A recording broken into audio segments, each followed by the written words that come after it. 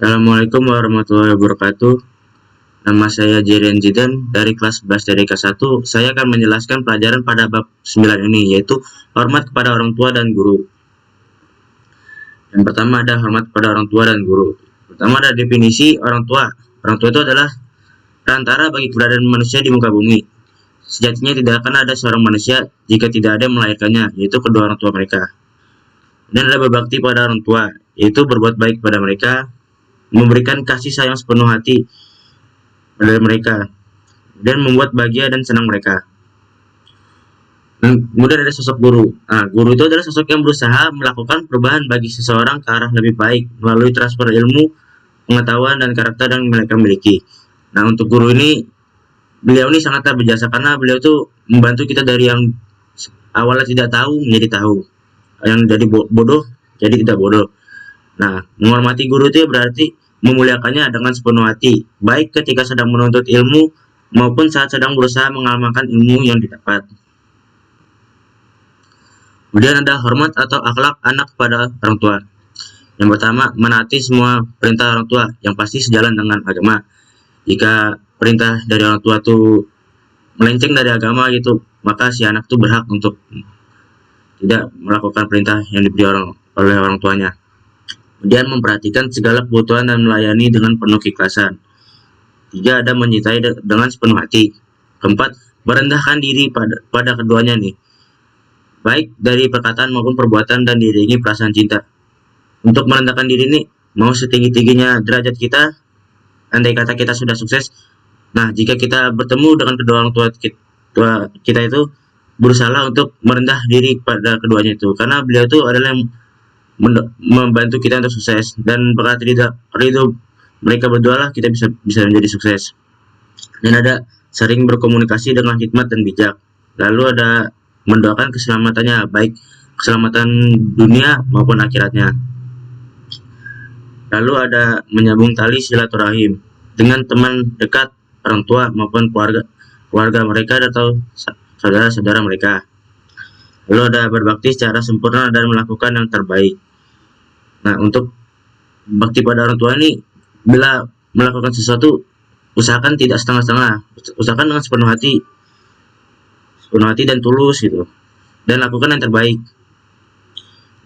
Kita ngasih performance yang baik lah kalau orang tua gitu ya. Lalu ada sayangin dia, hormati sepenuh hati. Kemudian ada berkata-kata baik.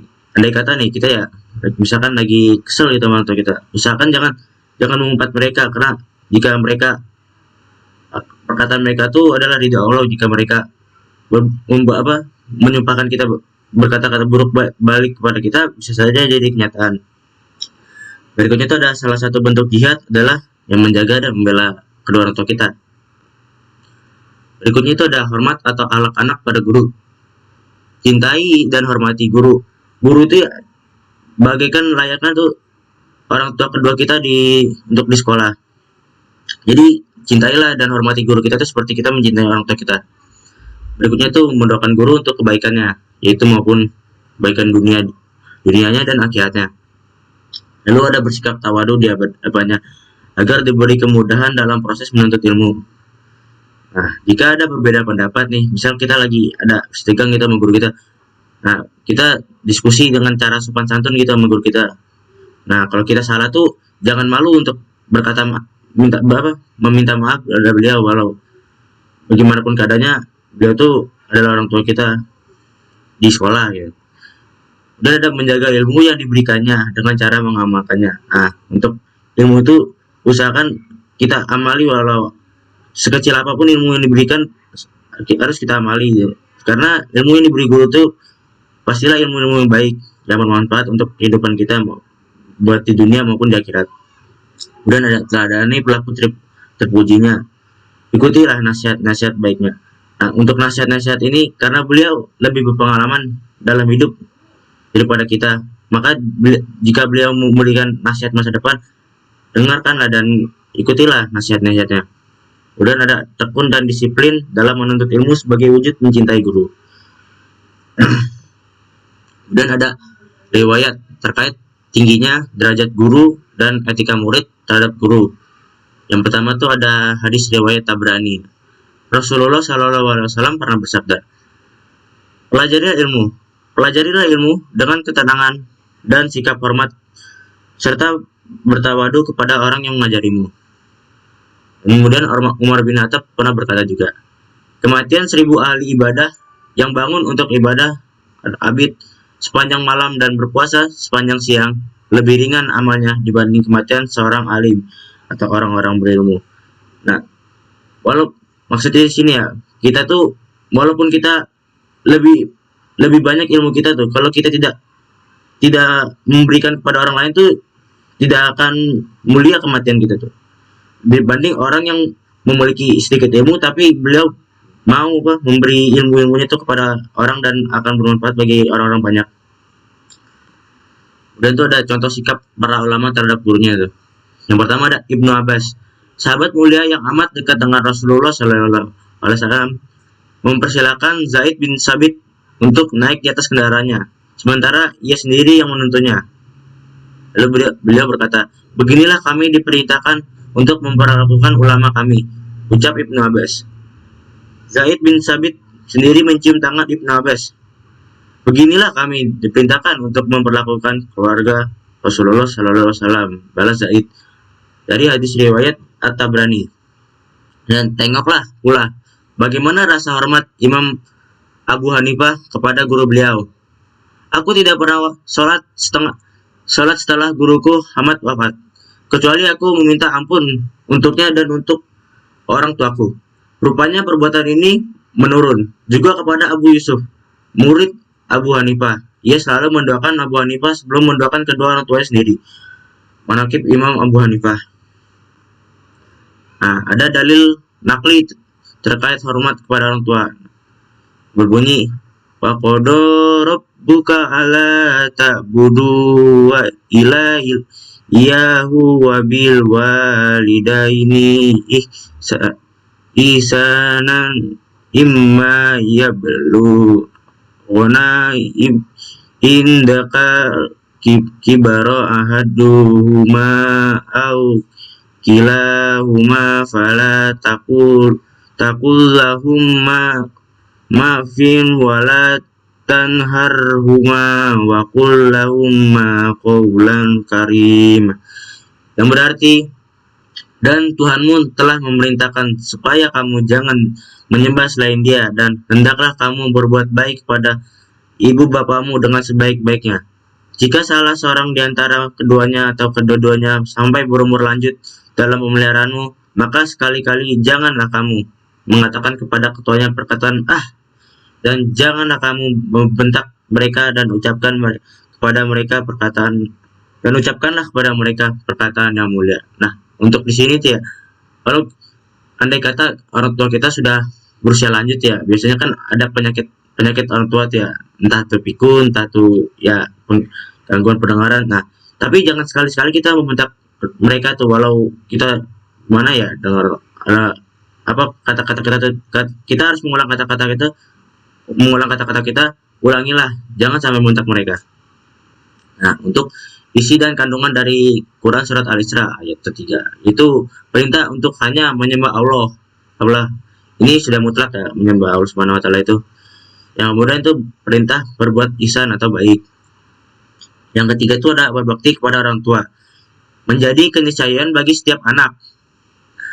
4 adalah larangan berkata buruk atau menyakitkan, meski hanya sekedar ini sebenarnya di mata Allah tidak remeh nih untuk kedua orang tua nih. Allah akan membalasnya dengan dosa jika seorang anak mengatakan, jika anak disuruh oleh orang tuanya lalu anak itu membalas ntar aja lah bu, misalkan gitu kan. Kemudian ada berkomunikasi dengan adab dan akhlak mulia. Kemudian ada hadis tentang menghormati orang tua. Nah, untuk Arab itu seperti ini. Dan hadis ini berarti dari Abdullah bin Amru, dia berkata, seseorang datang kepada Nabi Shallallahu Alaihi Wasallam meminta izin hendak ikut jihad. Nah, lalu Nabi bertanya kepadanya, apakah kedua orang tuamu masih hidup? Jawab orang itu, alhamdulillah masih, ya Rasulullah. Nah, kemudian Rasulullah bersabda, berbakti kepada orang tua yaitu merupakan salah satu jihad dari hadis riwayat Muslim. Isi dan kandungan hadis menghormati orang tua, yaitu ada berjihad di jalan Allah, merupakan tugas mulia dalam menegakkan ajaran Islam. Yang kedua ada batasan boleh tidaknya ikut berjihad. Salah satunya adalah penting berbakti atau merawat orang tua. Yang ketiga ada berbakti kepada orang tua dengan merawat dan berbuat baik kepadanya merupakan ibadah yang sangat mulia. Seperti pahalanya itu seperti kita setara dengan jihad. Kemudian ada hadis tentang menghormati guru. Untuk Arafah seperti ini, yang berarti dari Abu Umamah Al-Bahili, ia berkata, dua orang yang disebutkan di sisi Rasulullah SAW, salah seorang ahli ibadah dan yang lain seorang yang berilmu. Kemudian Rasulullah bersabda, keutamaan seorang alim dari seorang abid seperti keutamaanku dari orang yang paling rendah di antara kalian. Kemudian beliau melanjutkan sabdanya, sesungguhnya Allah Subhanahu wa Ta'ala, malaikatnya, serta penduduk langit dan bumi, bahkan semut yang ada di dalam sarangnya, sampai ikan paus pun yang di dalam laut, mereka akan mendoakan untuk orang yang mengajarkan kepada manusia. Hadis riwayat Tirmizi.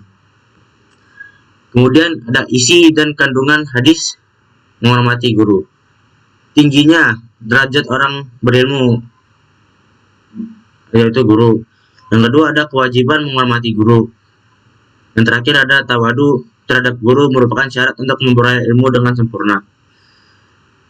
Yang ada kaitan antara ketauhidan dalam beribadah dengan hormat dan patuh pada orang tua dan guru. Yang pertama itu ada perintah berbuat baik pada orang tua dan hormat kepada guru adalah perintah Allah dan Rasulnya. Yang kedua itu ada sikap perilaku hormat dan patuh kepada orang tua dan guru merupakan bagian dari ketauhidan orang yang beriman dalam beribadah.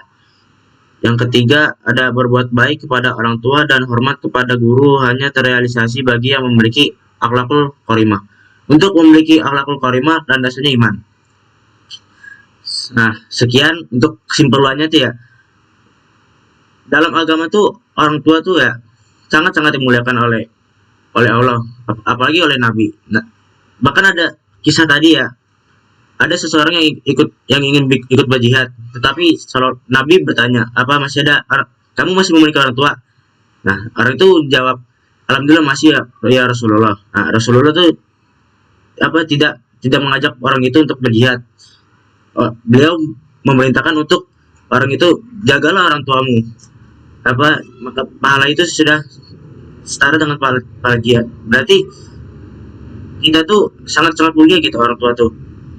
Dan kemudian guru. Nah, guru tuh kita harus memuliakannya karena beliaulah yang membuat kita dari yang kita tidak tahu menjadi tahu, dari yang bodoh menjadi bodoh. Tanpa bantuan beliau tuh kita tidak akan tahu menahu akan dunia luar. Nah, sekian dari saya, kurang lebihnya mohon maaf. Assalamualaikum warahmatullahi wabarakatuh.